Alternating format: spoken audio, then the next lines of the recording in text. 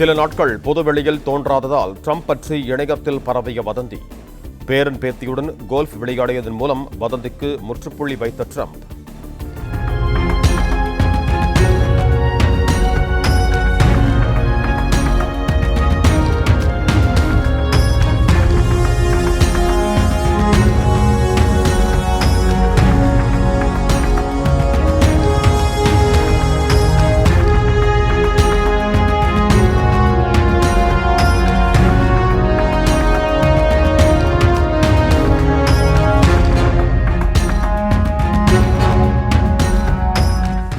Play store மற்றும் app ஸ்டோரில் இருந்து பாலிமர் செயலியை QR கோடு மூலம் பதிவிறக்கம் செய்யுங்கள்.